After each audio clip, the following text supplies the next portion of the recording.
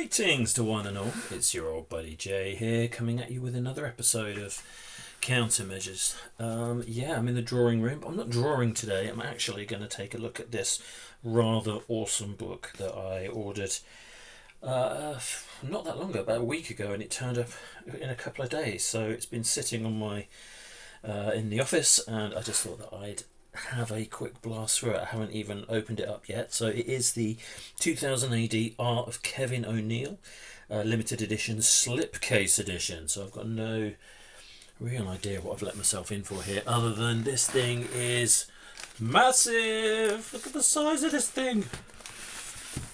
So if I turn it over this way, it comes in this rather funky packaging. This is going to go in and out of focus the whole time, I'm sure. And what we've got here is, oh my gosh, look at this. It's that way round. Let's have a look. Hello. There you go. Oh my lord. Look at this thing. I can hardly get it out.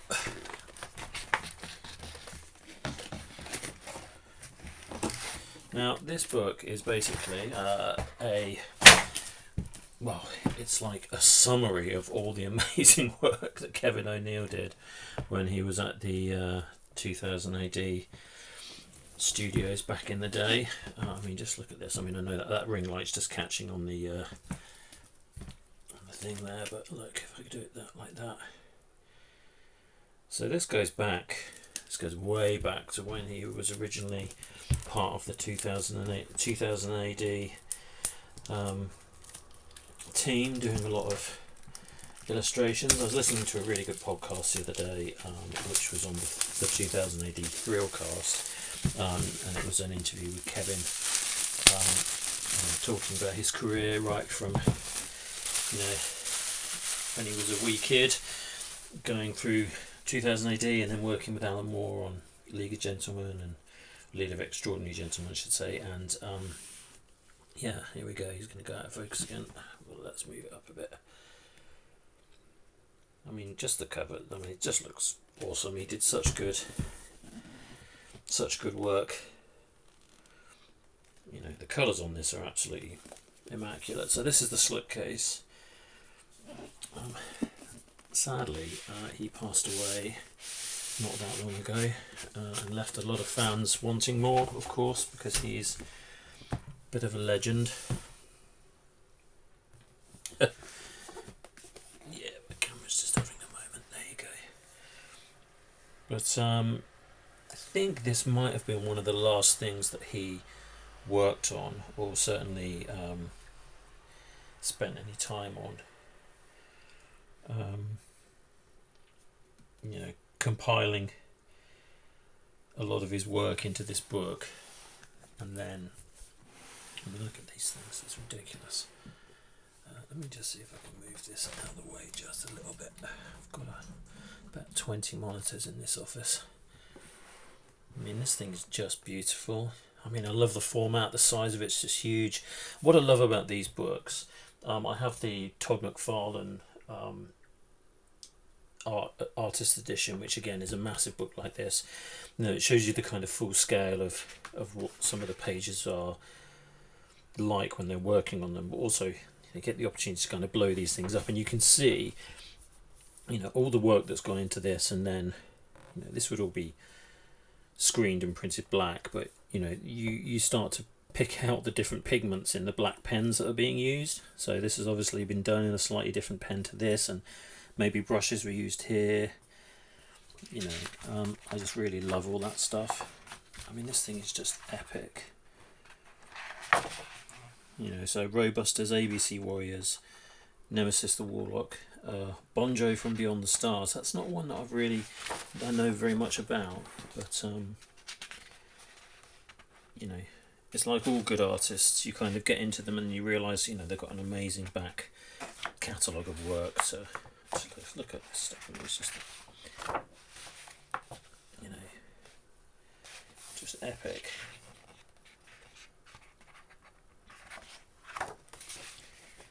So I'm assuming that this page, that is blown up. That says 190mm there. So that is actually much bigger. Let's see, it's 190mm. Now, would that be... Yeah, I mean, maybe they're working to this scale. Doesn't say anywhere that this is 100%,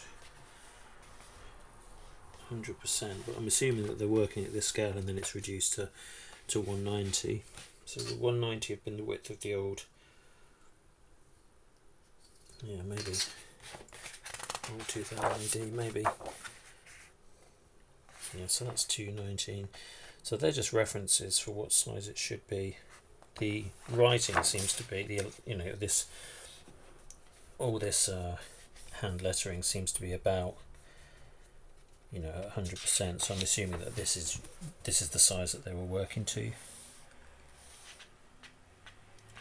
Took me a long time to realise that when I was a kid, which is that I'm throwing my ruler around now. Is that work at such a larger scale, and then it all gets reduced down, and then it gives it so much more detail. But then you do lose stuff. Like some of this line work is like super detailed, and then when it kind of is reduced down, and then it's printed in, back then would have been the cutting edge technology of the time, but now obviously it would print much clearer, be much more punchy, whereas back then you would have lost some of that line work. It would have just bled into the paper stock that was being printed on, etc., etc. I mean, this is great, and that's what I'm just talking about, like the colour change. This isn't white anymore. Obviously, time's gone by, and that's not white anymore. But like you can see all the white out marks where whoever's gone through and done this, whether it's Kevin or or any number of other artists that were involved with these projects, they've gone through and you can see all the white out, which obviously has lasted the test of time, whereas obviously the paper started to fade. Like you can see where the old text boxes were put in and stuck in and drawn over, then over time that paper's just degraded, so you're starting to see some of the line work through that. But this is really early stuff. Like great panels, like this paneling is just great. Look at that. It's probably quite cutting edge for back then. It doesn't actually say. It says 1977 summer special for Judge Dredd.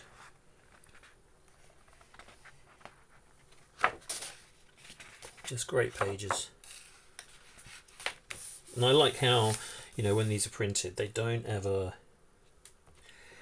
kind of overcompensate for the yellows in the pages. They've just scanned them, and this is just what they look like now, which is what I really love about all of this, seeing all of this stuff. These books, all of these books are like these artist editions and like special editions of the true art before it actually got pasted up and printed. Obviously all that colour balancing, all the work that goes into it, stuff that you don't see in the comics. Well, look how, this is just cut out with a scalpel.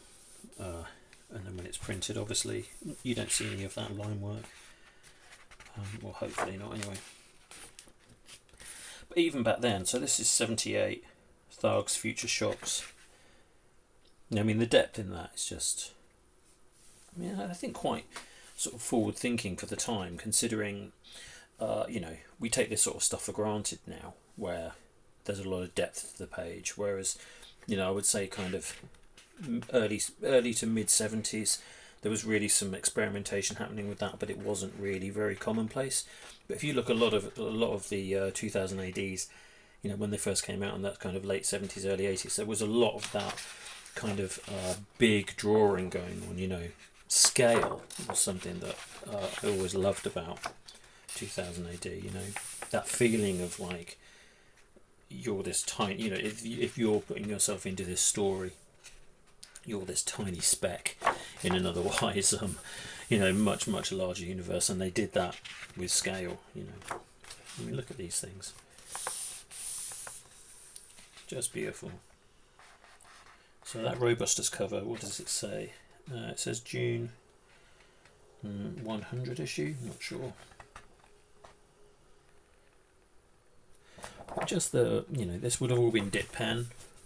So the line work is what I mean about that is the kind of the detail that's spent into going into all of this, just brilliant. And look at that blown up, just an awesome poster.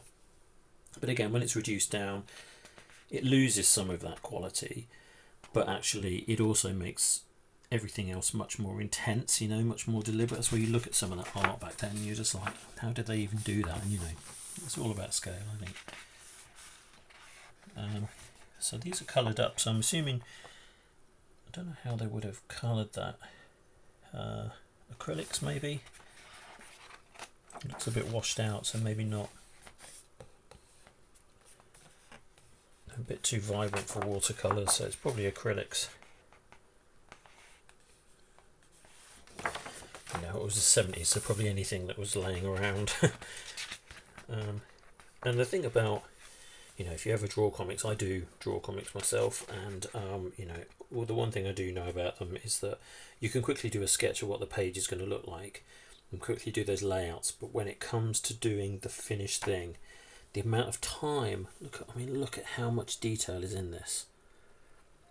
You know, the amount of time it would have taken just to do just one of these pages, and they were doing multiple pages every issue, every week. You know, maybe they handed off to other artists, or maybe they were doing one, you know, maybe Kevin was doing one week and then he was getting a bit more time to do one in 2 weeks and they would overlap, but most of the time it was just one artist continuing through the whole run. It's like the recent 2000 AD run with Garth Ennis, you know, his writing on Rogue Trooper. I mean, I think it lasted about 9 or 10 issues, something like that, and it felt really special, that story.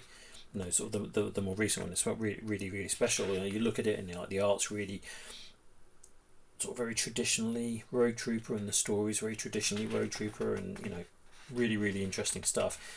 But it felt a little bit special in comparison to a lot of what else is going on in you know, other comics. Whereas Once Upon a Time, you know, I'm not saying the quality was better, but you know, certainly I think the dedication to the craft of illustration felt, I don't know, just felt a little bit more passion behind it. Maybe, I don't know. Maybe I'm just reading the wrong things. But I mean, all of these are just amazing. So this one is 2000 AD, Prog 103. There's no date on this one. What does this say? I mean, look how badly that's cut out. It's amazing. It's so good. It's just pasted on the page. It's like so badly. You think all these things are sort of highly technical, you know, when you're looking at them, when you're going through these magazines, thinking how much craft has gone into them. And yes, there is a lot of craft, but some of it is literally just a guy with a scalpel hacking away and pasting it all up as quickly as possible. Get it up on the rotoscope or however they were doing it. I mean, this is absolute gold.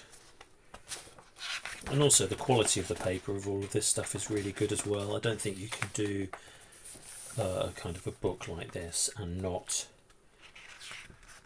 do it justice by printing it on good quality paper. I don't know what that is, it was like a 250 or something. Yeah, maybe 200 actually. Nice and uncoated. You know, yeah, look at these, look.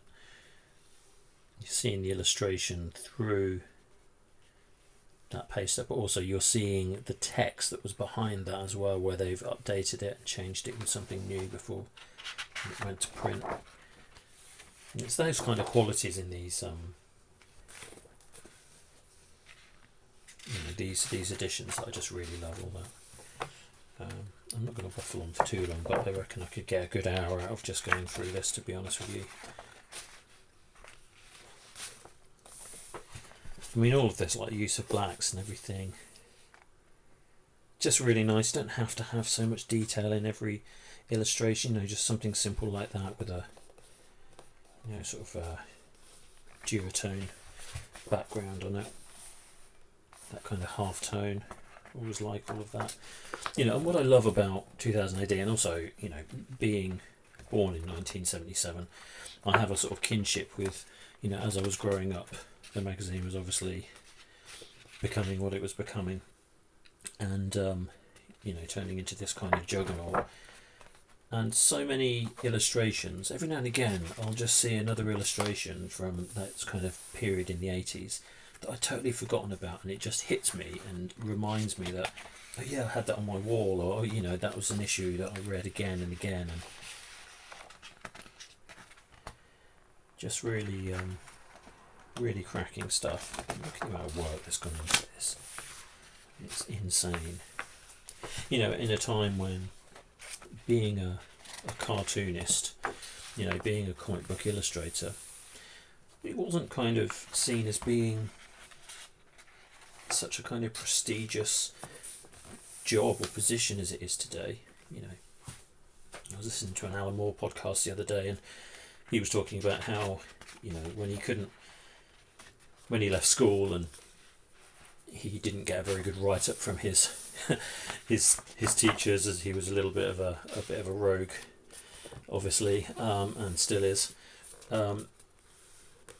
He couldn't get a job anywhere, so he actually just ended up working in comics, because nobody really wanted to do it. It was almost like a kind of last resort. It wasn't really like considered to be a true job, whereas now, like, it's it's a prestigious position to be an artist in a comic book and doing illustration. They've also, this is obviously stitched. There's a little straggler there, but I wonder if I'm halfway through. Not quite. But yeah, this is just like great work. They might actually be, I thought they might be acrylics, but they could also be ink. Could be ink. It looks like that's bleeding in there. Looks like it could be ink. I mean, what wonderful work,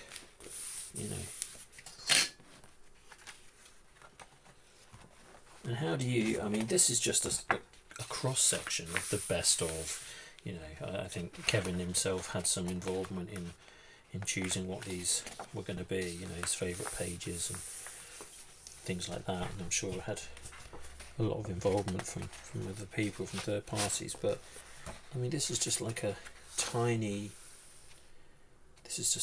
speck on the massive portfolio of work he's got. So this says Judge Dredd Annual 81, page 83, Andy Warhol block. Okay, so this is the story about the artist that brings home some murderous robot, and she basically, I think she puts him together thinking that he's going to be like this sculpture, and he ends up being like this psychopathic killer robot.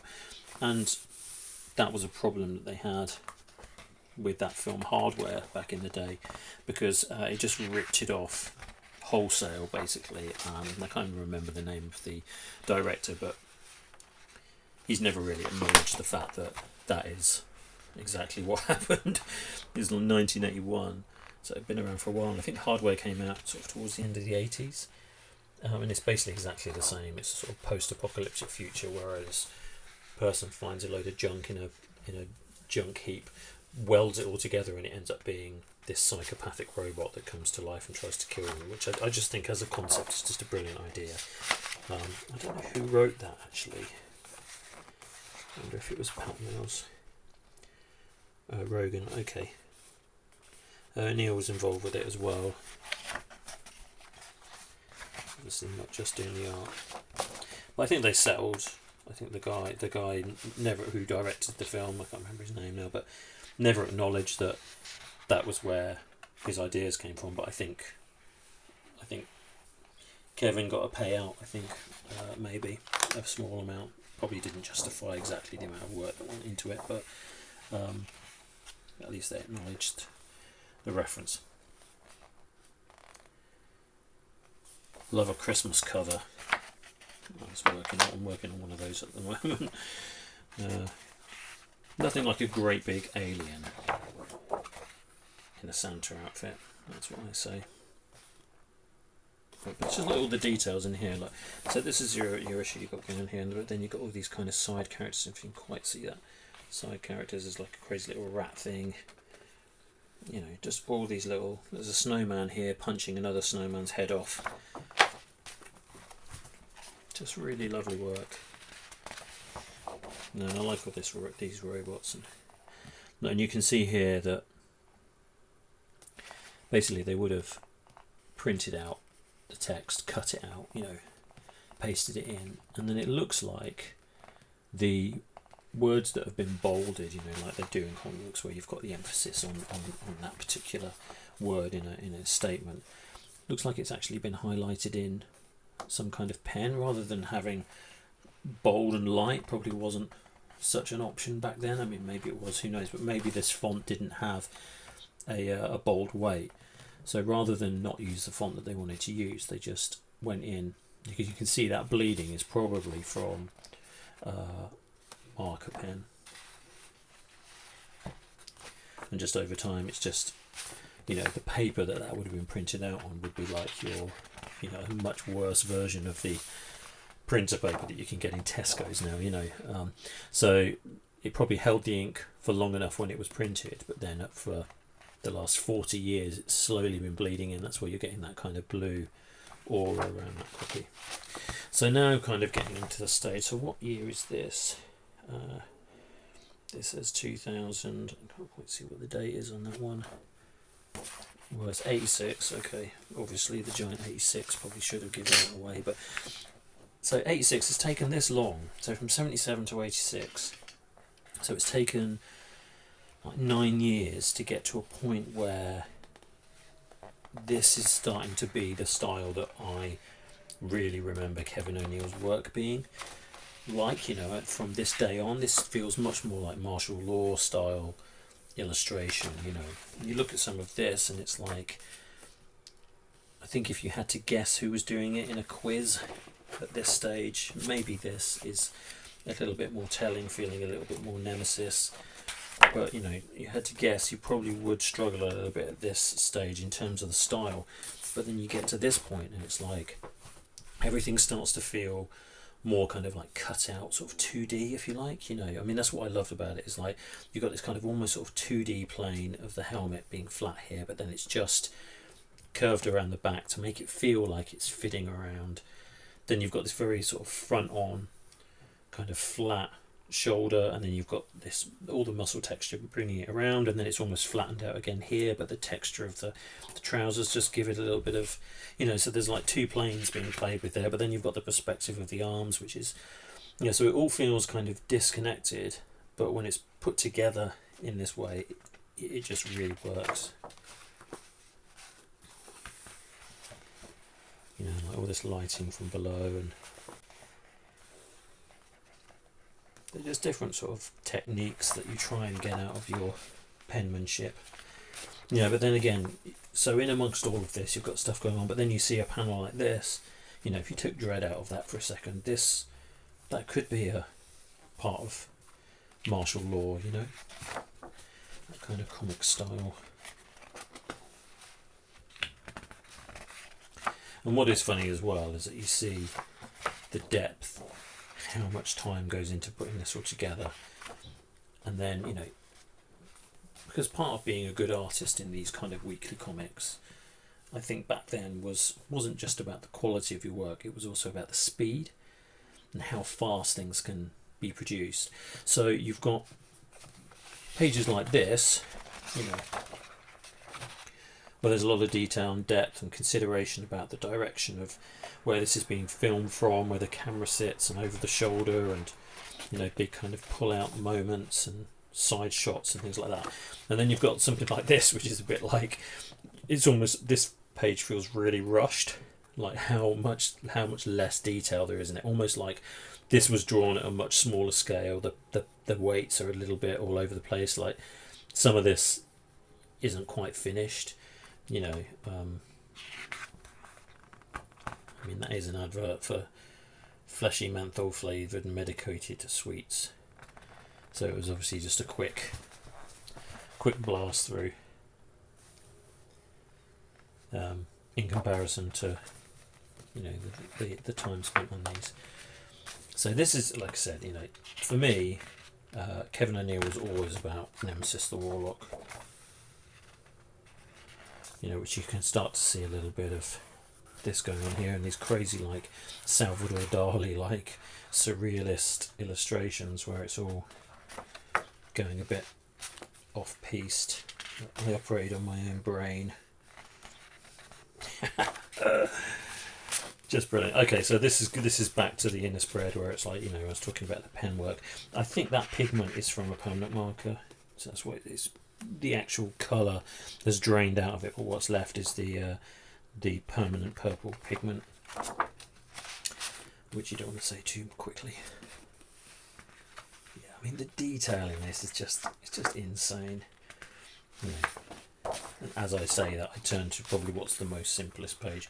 But this is Bonjo from Beyond the Stars. Now, I never really got into this, like I said, but you can see this is obviously just a bit of a,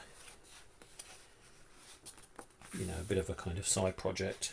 It doesn't have the time in it that the others do. So I keep hitting the mic. Except this character down here, you can see her, just looks just like Mina from the League of Extraordinary Gentlemen. So, the style doesn't change necessarily just because the speed of which it's being done.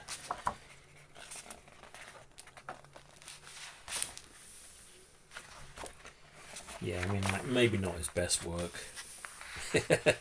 But I'm glad it's in here because this does show, and it's something that I'm interested in because, like I said, just plugging my own work for a minute, I do sort of write and draw comics, and I work with a writer as well on a couple of different things.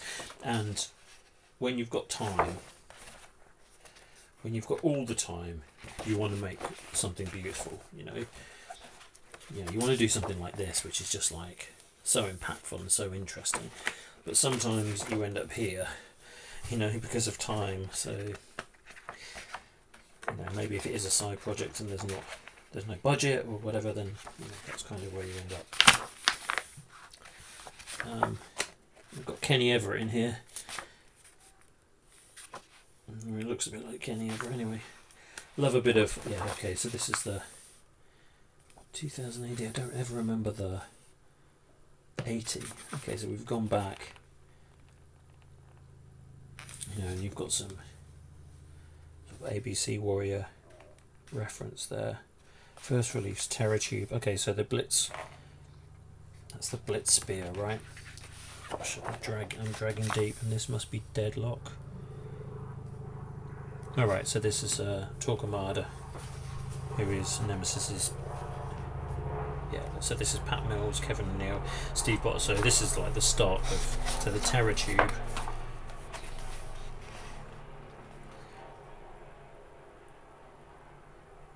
Yeah, which I believe was just like this one continuous tube that just... Does it go through the core of the Earth? I don't know if anyone remembers that, but I think it does. Yeah, I don't know if that's not... It's just so cool, like... Yeah, the Blitz Spear. I was listening to his Kevin O'Neill interview, and he was saying that this was probably one of his favourite things to draw. The Blitz Spear and like Nemesis's, his face. Now, Nemesis, your time has come. Yeah, this is it, like the black hole bypass, that's right. It's basically the black hole tunnel, but when you're a kid you don't know what that means, so you just think it's this amazing fantasy of what an amazing idea, but a lot of this stuff is just like based in the core of living in and around London, I think, which has so much to give. Yeah, I mean, these just look great. Look at this is like, again, martial law all over it. That style's really coming in now. And yeah, this is kind of, this is my jam. Look at all this stuff, it just looks beautiful.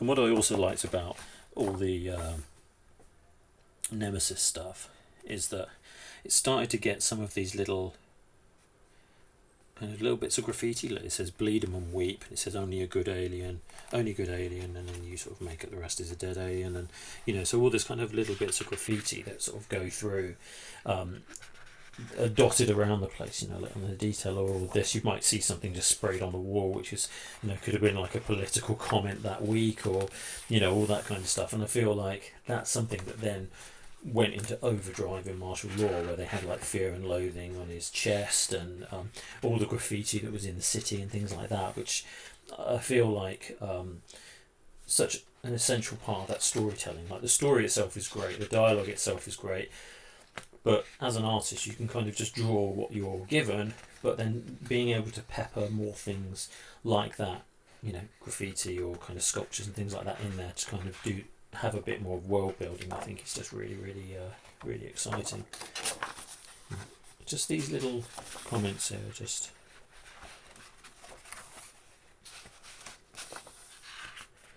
yeah.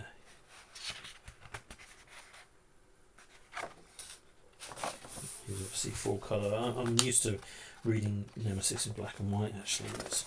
And again, those I will also have to big up those collected editions, the 2000 AD. I can't remember what they're called now. What do they call them? You know, you've got all the. Hang on, I've got a load of them down here.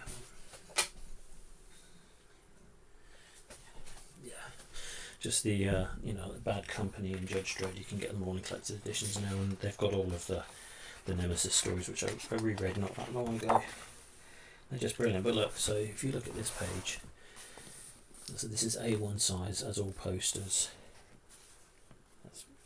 But it's got all this, look, guilty until proven dead, arch deviant alert, terminate with extreme prejudice, coffin fit, you know, and it's all handwritten. So, you know, axe now, pray later. I mean, it's just, it's just, I just love all that stuff. It just adds texture to the world that I just really feel, yeah, just really great. I think I'm coming to the end now, so yeah, I mean, what a collection of work. Just brilliant. And like, you know, this could be 5 times as thick, no problem. And it would be, still wouldn't complete all of the work that he's put together. I mean, what an excellent collection. I mean, you've seen some good portfolios in your time, but come on. So I've got to recommend this. It's obviously a 10 out of 10. I'd give it an 11 out of 10 easily.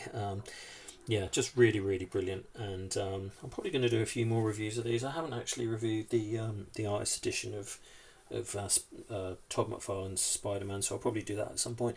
But I just wanted to share this because, yeah, I'm just really interested in it. I love the artwork, and who doesn't love Kevin O'Neill?